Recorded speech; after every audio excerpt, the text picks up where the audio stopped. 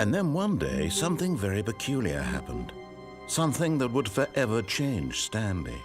Something he would never quite forget. Hello, my name is Mr. Nozzy, and FYI, it's the Stanley Parable. Stanley was fat and ugly and really stupid. He probably only got the job because of a family connection. That's how stupid he is. That or with drug money. Also, Stanley is addicted to drugs and hookers. Now, the Stanley Parable is a game about choices and what you do to mould them. You are Stanley, an office worker set to fulfill a mundane life of monotony and repetition, or at least that's what you thought. Don't worry, you don't have to play the game alone. You are joined on this strange journey by the narrator, the voice buried inside your head. Ah, yes, truly a room worth admiring.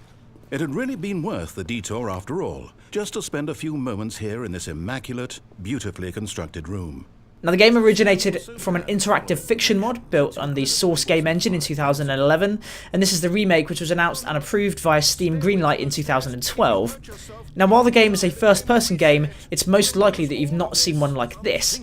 There's no combat and there are no other action sequences, which made me think, why would I like this game? Personally, being someone who likes action games, I thought it would take some doing for me to actually enjoy this. You begin the game in the eyes of Stanley, the office worker. Soon you, Stanley, realise all is not what it seems. Now listen carefully, this is important. Stanley walked through the red door.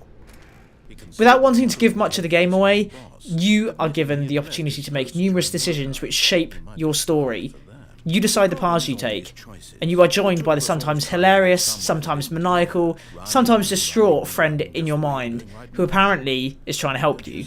So I know that each door has to lead somewhere. Which means that somewhere, the place where we're trying to go, there must be a reverse door that leads here. There are numerous ways to approach the game, each providing a unique experience, and you can test the game's player choice to the max with varying degrees of success or failure, totally depending on what you define these values to be. Honestly, there's no real right or wrong way to play the Stanley Parable. There are just choices and endings. Some are more over the top than others, and some are left falling flat in comparison to others.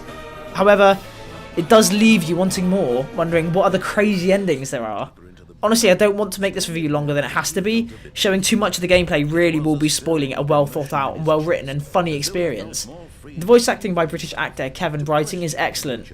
The character he plays really displays a broad range of emotions, making you question everything you do. Now, interestingly, I started the game thinking there was a win scenario, and it is funny how the games industry as a whole has this predefined notion that there should be a way to win or lose. And this is why I've been so enthralled with the Stanley Parable. It's not about winning, it's about experiencing.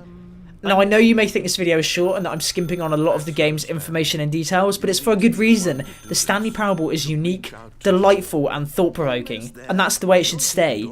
I found the whole encounter gratifying and amusing, and a whole range of other emotions I won't delve into.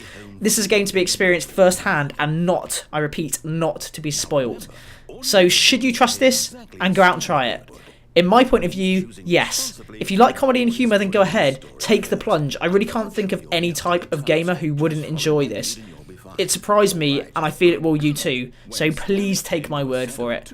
I hope you've enjoyed this, possibly very short FYI, but please remember, for more game reviews, make sure your first stop is Gamelock. Your thoughts and problems are materially insignificant, and the feeling should subside.